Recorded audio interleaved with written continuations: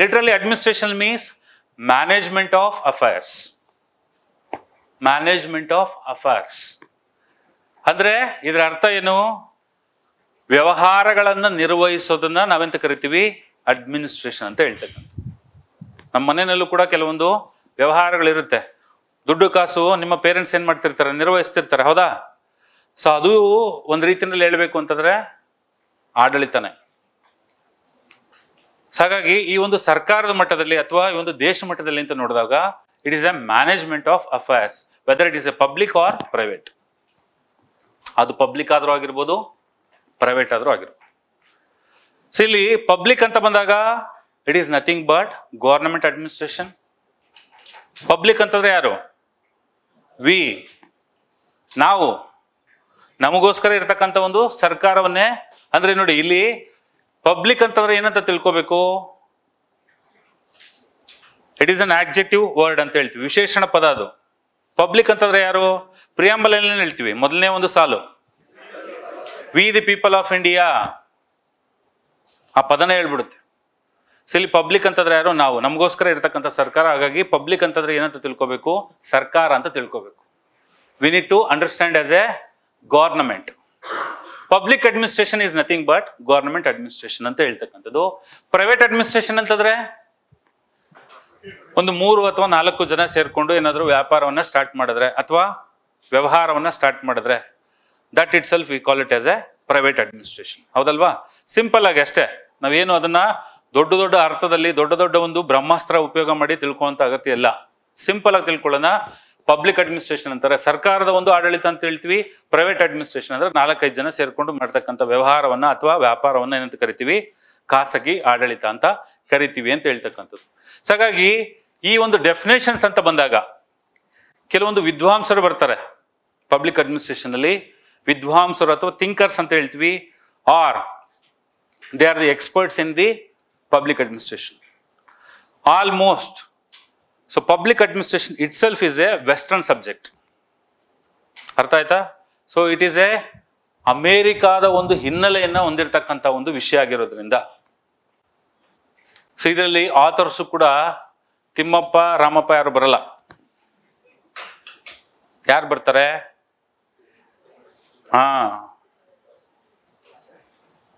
King John ಬರಲ್ಲ. So ಕೆಲವೊಂದು American author's ಏನಿದ್ದಾರೆ, ಸೊ ಅವರನ್ನ ನಾವು ನೋಡ್ತೀವಿ. ಹಾಗಾಗಿ ಕೆಲವೊಂದನ್ನ ಎಲ್ಲರನ್ನೂ ತಲೆಯಲ್ಲಿ ಇಟ್ಕೊಳ್ಳುವಂತ ಅವಶ್ಯಕತೆ ಇಲ್ಲ. ಕೆಲವೊಂದು ಪಾಪ್ಯುಲರ್ ನೇಮ್ಸ್ ಏನಿದೆ ಆ ನೇಮ್ಸ್ ಅನ್ನ ನೀವು ಎಕ್ಸಾಮಿನೇಷನ್ ಪರ್ಪಸ್ಗೋಸ್ಕರ ಒಂದು 2-3 ಡೆಫಿನೇಷನ್ಸ್ ಅನ್ನ ಬರೆದ್ರೆ ಒಳ್ಳೇದು. ಅದಕ್ಕೆ ನಾನು ಸಿಲೆಬಸ್ ಅಲ್ಲೂ ಕೂಡ ಮೆನ್ಷನ್ ಮಾಡಿದ್ದೀನಿ. ಒಂದು 2-3 ಡೆಫಿನೇಷನ್ಸ್ ಅನ್ನ ಬರೆಯೋದ್ರಿಂದ you will get good marks. ಬೇರೆಯವ್ರಿಗಿಂತ ನೀವು 2 ಮಾರ್ಕ್ಸು 3 ಮಾರ್ಕ್ಸು ಜಾಸ್ತಿನೇ ತಗೊಳ್ತೀರ. ಯಾಕಂದ್ರೆ definitions sir as it is ಬರೀಬೇಕಾ? No need. ಅವ್ರು ಹೇಳಿದ್ದು ಒಂದು ಚಾಚು ತಪ್ಪದಲ್ಲೇ ಫುಲ್ ಸ್ಟಾಪ್ ಕಾಮ ಎಲ್ಲನೂ ಅದೇನು ಮೆನ್ಷನ್ ಮಾಡಬೇಕಾ? ಅಗತ್ಯ ಇಲ್ಲ. ಒಟ್ಟು ನಿಮ್ಮ ಡೆಫಿನೇಷನ್ಸ್ ಯಾವ ತರ ಇರಬೇಕು ಅಂತಂದ್ರೆ ಆ ಮೀನಿಂಗ್ ಅನ್ನ ಟಚ್ ಮಾಡೋ ರೀತಿನಲ್ಲಿ ಇರಬೇಕು. ಅರ್ಥ ಆಗಿದೆ ಅಂತ ಅನ್ಕೊಂತೀನಿ. ಮೀನಿಂಗ್ ನ ಟಚ್ ಮಾಡೋ ರೀತಿನಲ್ಲಿ ಇರಬೇಕು. ಸೊ ಕೆಲವು ಪಾಪ್ಯುಲರ್ ಆಥರ್ಸ್ ಇದ್ದಾರೆ. E.N. ಗ್ಲಾಡನ್ ಅಂತಕ್ಕಂಥವ್ರು ಅವರ ಒಂದು ವ್ಯಾಖ್ಯಾನದಲ್ಲಿ in his words he says that administration is a long and slightly pompous word.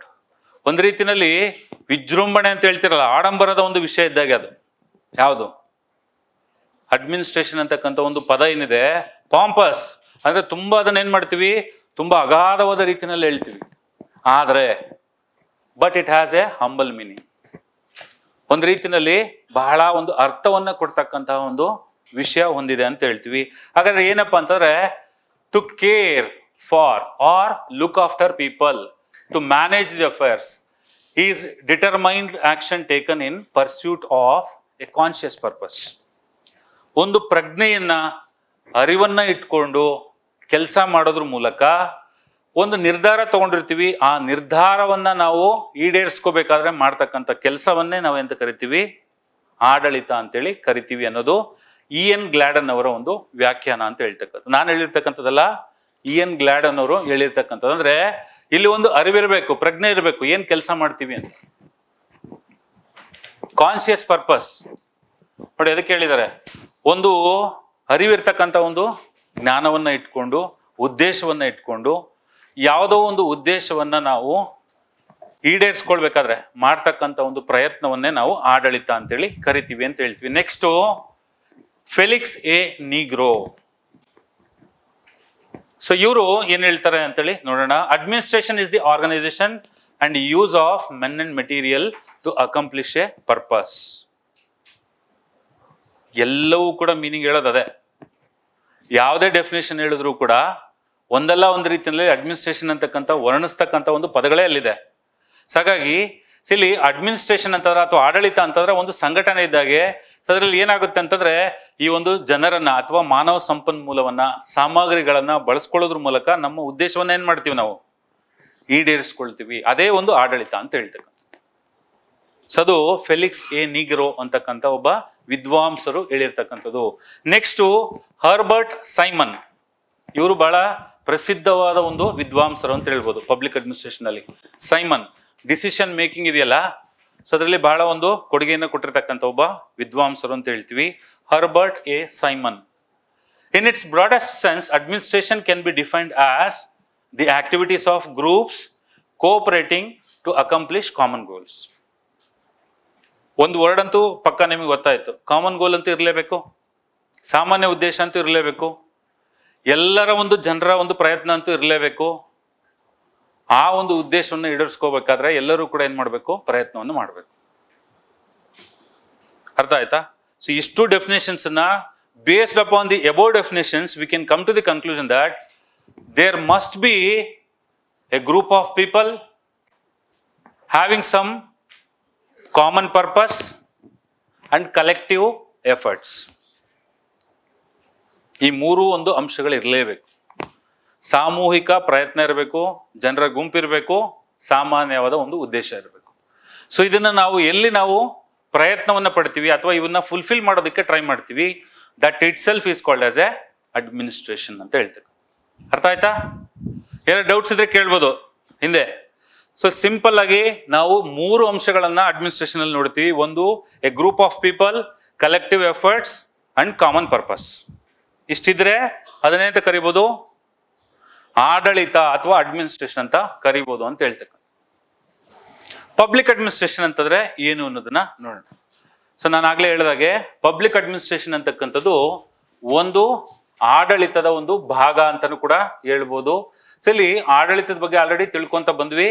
So ಈಗ ಸಾರ್ವಜನಿಕ ಆಡಳಿತ ಏನು ಅಂತ ಹೇಳಿ ತಿಳ್ಕೊಳ್ಳೋಣ. What is the meaning of public administration? Public administration is an aspect of larger field of administration. It exists in a political system for the accomplishment of goals and objectives formulated by the political bosses or decision maker. ಯಾರು political bosses ಅಂತಂದ್ರೆ ಯಾರು? ನಿಮ್ಮ MLA, MP ಗಳು, ರಾಜ್ಯಸಭಾದ members, ಮಂತ್ರಿಗಳು ಅಂತ ಏನ್ ಕರಿತಿರಲ್ವಾ, ಅವ್ರು ಏನ್ ನಿರ್ಧಾರ ಮಾಡಿರ್ತಾರೆ ಅದನ್ನ ಜಾರಿಗೆ ತರ್ತಕ್ಕಂಥ ಕೆಲಸವನ್ನ ಯಾರು ಮಾಡ್ತಾರೆ?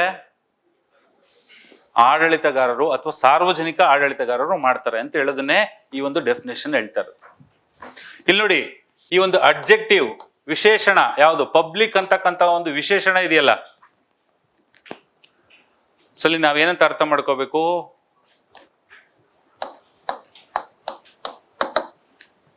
ಗವರ್ನಮೆಂಟ್ ಅಂತೇಳಿ ಅರ್ಥ ಮಾಡ್ಕೋ. Public administration is nothing but government administration ಅಷ್ಟೇ.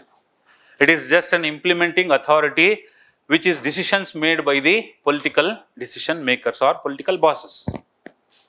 ಮುಂದೆ ನೀವು ಕೂಡ ಅವ್ರ ಹತ್ರ ಕೆಲಸ ಮಾಡಬೇಕಾಗತ್ತೆ. PS ಆಗ್ತೀರಾ, ಪರ್ಸನಲ್ ಸೆಕ್ರೆಟರಿ.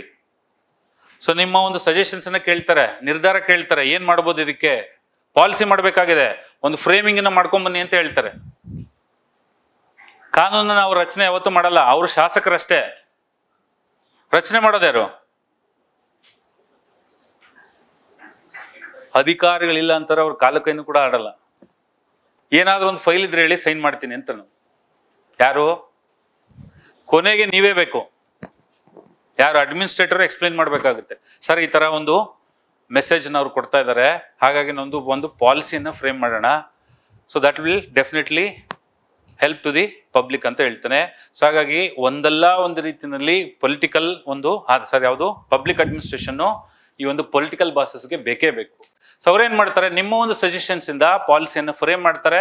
ಆ ಪಾಲಿಸಿ ಫ್ರೇಮ್ ಮಾಡಿರ್ತಕ್ಕಂಥದ್ದನ್ನ ಇಂಪ್ಲಿಮೆಂಟೇಷನ್ ಯಾರು ಮಾಡಬೇಕು? Again the public administrators. So ಹಾಗಾಗಿ ಇಲ್ಲಿ ಸರ್ಕಾರದ ಒಂದು ಯಂತ್ರವನ್ನ ನಡೆಸ್ತಕ್ಕಂಥವ್ರು ಯಾರು? ಸಾರ್ವಜನಿಕ ಆಡಳಿತಗಾರರು. ಅಷ್ಟೇ ತಿಳ್ಕೊಳ್ಳಿ. ಸರಿ, ಡೆಫಿನೇಷನ್ಸ್ ಏನಿದೆ, ಒಂದ್ ಕಡೆ ನೀವು ಡೆಫಿನೇಷನ್ಸ್ ಬರೆದ್ರು ಏನು ಪ್ರಾಬ್ಲಮ್ ಏನಿಲ್ಲ. ಆದ್ರೆ ಸಿಂಪಲ್ ಆಗಿ ಹೇಳ್ಬೇಕು ಅಂತಾರೆ ಸಾರ್ವಜನಿಕ ಆಡಳಿತ ಅಂದ್ರೆ ಸರ್ಕಾರದ ಆಡಳಿತ ಅಂತ ಹೇಳ್ಬೋದು. ಸೊ ಇದಕ್ಕೆ ಬಹಳ ಒಂದು ಪ್ರಸಿದ್ಧವಾದ ಒಂದು ವಿದ್ವಾಂಸರು ಅಂತ ಹೇಳ್ತೀವಿ, Woodrow Wilson. Is called as A father of public administration. ಅವರೊಂದು ಗ್ರಂಥ ಬರೆದ್ರು ಅಂತ ಹೇಳಿದೆ, ಯಾವುದು? Study of administration in the year 1887. So ಹಾಗಾಗಿ ಅವರನ್ನ he become A father of public administration ಅಂತ ಹೇಳ್ತಕ್ಕಂಥದ್ದು. ಅವರೊಂದು ಕಡೆ ಡಿಫೈನ್ ಮಾಡ್ತಾರೆ, public administration is detailed and systematic execution of law. ಅರ್ಥ ಆಯ್ತಾ? ಅಂದ್ರೆ ಕಾನೂನನ್ನ ಕ್ರಮಬದ್ಧವಾಗಿ ವಿವರಣಾತ್ಮಕವಾಗಿ ಜಾರಿಗೆ ತರ್ತಕ್ಕಂಥ ಕೆಲಸವನ್ನ ಯಾರು ಮಾಡ್ತಾರೆ? ಸಾರ್ವಜನಿಕ ಆಡಳಿತ ಮಾಡುತ್ತೆ ಅಂತ. ಆದ್ರೆ ಇಲ್ಲೇನ್ ಅರ್ಥ ಆಗುತ್ತೆ, ವುಡ್ರೋ ವಿಲ್ಸನ್ ಏನ್ ಹೇಳ್ತಾರೆ ಅಂತಂದ್ರೆ, ಈ ಒಂದು ಕಾನೂನನ್ನ ಜಾರಿಗೆ ತರೋದೇ ಆಡಳಿತಗಾರರ ಒಂದು ಮುಖ್ಯ ಉದ್ದೇಶ. ಏನು ಈ ಒಂದು ಮಂತ್ರಿಗಳು ಅಥವಾ ಗೌರ್ಮೆಂಟ್ ಅಂತ ಹೇಳ್ತೀವಿ, ಅದು ಪಾಲಿಸಿ ಮಾಡ್ಬಿಡುತ್ತೆ ಅಷ್ಟೇ. ಅದನ್ನ ಇಂಪ್ಲಿಮೆಂಟ್ ಮಾಡೋದು ಯಾರು? ಉದಾಹರಣೆಗೆ ಸ್ವಚ್ಛ ಭಾರತ್ ಅಂತ ಹೇಳ್ತೀವಿ, ಮೋದಿ ಸರ್ಕಾರ ಮಾಡಿರ್ಬೋದು, ಮೋದಿನೇ ಬಂದು ಕಸ ಹೊಡಿಯಕ್ಕಾಗಲ್ಲ. ಯಾರು ಮಾಡ್ಬೇಕು ಅದನ್ನ? ಅಧಿಕಾರಿಗಳು ಕಸ ಹೊಡಿಬೇಕಂತ ಹೇಳ್ತೀರಾ? ಅಲ್ಲ, ಅದನ್ನ ಜಾರಿಗೆ ಬರೋ ರೀತಿ ಯಾರು ಮಾಡ್ತಾರೆ? ಈ ಒಂದು ಆಡಳಿತ ಅಧಿಕಾರಿಗಳು ಅದನ್ನ ನೋಡ್ಕೊಳ್ತಾರೆ ಅಂತ ಹೇಳ್ತಕ್ಕಂಥದ್ದು. So every particular application of law is an act of administration. ಅಂದ್ರೆ ಪ್ರತಿಯೊಂದು ಕಾನೂನಿನ ಉಪಬಂಧನೂ ಕೂಡ ಏನಂತ ತಿಳ್ಕೊಂತೀವಿ? ಸಾರ್ವಜನಿಕ ಆಡಳಿತ ಅಂತೇಳಿ ತಿಳ್ಕೋಬೇಕು ಅಂತ ಹೇಳ್ತಾರೆ. Administration is the most obvious part of the government ಅಂತಂದ್ರೆ ಸರ್ಕಾರದ ಒಂದು ಪ್ರಮುಖವಾದ ಒಂದು ಅಂಗ ಯಾವುದು? ಸಾರ್ವಜನಿಕ ಆಡಳಿತ. So it is government in action. ಕಾರ್ಯಾಚರಣೆಯಲ್ಲಿ ಇರಬೇಕು ಸರ್ಕಾರ. ಅಂದ್ರೆ ಸರ್ಕಾರ ಬರೀ ನೀತಿಗಳನ್ನ, ನಿರೂಪಣೆಗಳನ್ನ, ಕಾಯ್ದೆಗಳನ್ನ ಮಾಡಿದ್ರೆ ಅಷ್ಟೇ ಆಗಲ್ಲ. ಆ ಒಂದು ಸರ್ಕಾರ ಸದಾ ಕಾರ್ಯಾಚರಣೆಯಲ್ಲಿ ಇರ್ಬೇಕಂತವ್ರು ಯಾರು ಬೇಕು? ಆಡಳಿತಗಾರರು ಬೇಕು ಅಂತ ಹೇಳ್ತಕ್ಕಂಥದ್ದು. Next, it is the executive, ಕಾರ್ಯಾಂಗ ಇದ್ದಾಗೆ.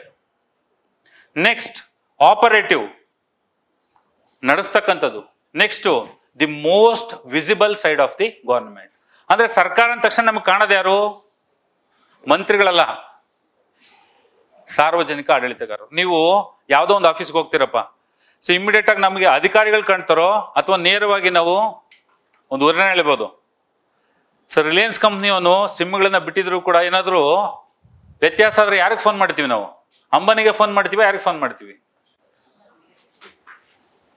ಇದು ಹಾಗೆ ಸರ್ಕಾರದಲ್ಲಿ ಏನೇ ಲೋಪದೋಷ ಆದ್ರೂ ಕೂಡ ನಾವು ಅಧಿಕಾರಿಗಳನ್ನ ಕಾಣ್ತೀವಿ. ಹಾಗಾಗಿ ಸೊ ಮೇಲ್ನೋಟಕ್ಕೆ ಅಧಿಕಾರಿಗಳೇ ನಾವಂತ ತಿಳ್ತೀವಿ, ಸರ್ಕಾರ ಅಂತ ತಿಳ್ಕೋಬೇಕು ಅಂತ ಹೇಳ್ತಾರೆ. ಅವರಿಂದನೇ ಈ ಒಂದು ಸರ್ಕಾರ ನಡೀತಕ್ಕಂಥದ್ದು. ನೆಕ್ಸ್ಟ್, LD ವೈಟ್ ಅಂತ ಹೇಳ್ತೀವಿ. ಸೊ ಇವರು ಕೂಡ public administration consist of all those operations having for their purpose the fulfilment or enforcement of the public policy. ಅಂತಂದ್ರೆ ಒಂದು ಸಾರ್ವಜನಿಕ ನೀತಿಯು ಪರಿಣಾಮಕಾರಿಯಾಗಿ ಜಾರಿಗೆ ಬರಬೇಕು ಅಂತಂದ್ರೆ ಒಂದು ಉದ್ದೇಶವನ್ನ ಇಟ್ಕೊಂಡು ಅದಕ್ಕೆ ಯಾವ್ದು ಬೇಕು? ಸಾರ್ವಜನಿಕ ಆಡಳಿತ ಅಂತಕ್ಕಂಥದ್ದು ಬೇಕು ಅಂತ ಹೇಳ್ತಕ್ಕಂಥದ್ದು.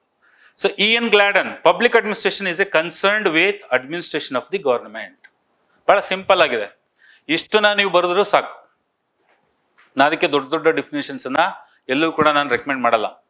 ಸಿಂಪಲ್ ಆಗಿರೋದನ್ನೇ 2-3 ಬರೆದು ಸಾಕು. ಎಕ್ಸಾಂಪಲ್, ನಿಮಗೆ ದೊಡ್ಡ ದೊಡ್ಡ ಒಂದು ಪಾಂಪಸ್ ವರ್ಡ್ಸ್ ಅಂತ ಹೇಳ್ತೀವಲ್ಲ, ವರ್ಣನೆ ಮಾಡ್ತಕ್ಕಂಥ ಒಂದು ಪದಗಳನ್ನ ನೀವು ಬಳಸದೇ ಇದ್ರೂ ಕೂಡ ಸಿಂಪಲ್ ಆಗಿರ್ತಕ್ಕಂಥ ಒಂದು 2-3 ಡೆಫಿನೇಷನ್ಸ್ ನ ಬರೆಯೋದ್ರ ಮೂಲಕ ನಿಮ್ಮ ಆನ್ಸರ್ ಏನಾಗುತ್ತೆ? ಎಲ್ಲರಿಗಿಂತ 2-3 ಮಾರ್ಕ್ಸ್ ಜಾಸ್ತಿ ಇರುತ್ತೆ ಅಂತ ಹೇಳ್ತೀವಿ. ಅಂದ್ರೆ ಸಾರ್ವಜನಿಕ ಆಡಳಿತ ಅಂತಂದ್ರೆ ಅದು ಯಾವ್ದ್ರ ಬಗ್ಗೆ ಏನೋ ವಿಷಯ ಮಾತಾಡುತ್ತೆ ಅಂತಂದ್ರೆ ಸರ್ಕಾರದ ಒಂದು ಆಡಳಿತದ ಬಗ್ಗೆ ಮಾತಾಡುತ್ತೆ ಅಂತ ಹೇಳ್ತೀವಿ. ಹಾಗಾಗಿ ಸೊ ಇದನ್ನ ಸಾರ್ವಜನಿಕ ಆಡಳಿತ ಅಂತಕ್ಕಂಥದ್ದು ಮೇಲ್ನೋಟಕ್ಕೆ ಸರ್ಕಾರ ಅಥವಾ ಸರ್ಕಾರ ಇದ್ರೂ ಕೂಡ ಆದ್ರೆ ಸರಿಯಾದ ರೀತಿಯಲ್ಲಿ ಆಡಳಿತವನ್ನ ಅಥವಾ ಈ ಒಂದು ಕಾರ್ಯಾಚರಣೆನ ನೀತಿಗಳನ್ನ ಜಾರಿಗೆ ತರ್ತಕ್ಕಂಥದ್ದು ಯಾರಪ್ಪ ಅಂತಂದ್ರೆ ಸಾರ್ವಜನಿಕ ಆಡಳಿತ ಅಂತ ಹೇಳ್ತಕ್ಕಂಥದ್ದು. ಅರ್ಥ ಆಗಿದೆಯಾ? ಅರ್ಥ ಆಗಿದೆಯಾ ಇಲ್ವಾ? ಓಕೆ. ಸೊ ಇಲ್ಲಿ ಜಸ್ಟ್ ಇಷ್ಟೇ ತಿಳ್ಕೊಳ್ಳಿ, ಸಾರ್ವಜನಿಕ ಆಡಳಿತ ಅಂತಂದ್ರೆ ಸರ್ಕಾರದ ಆಡಳಿತ ಅಂತ ಹೇಳ್ತೀವಿ. Next will move to the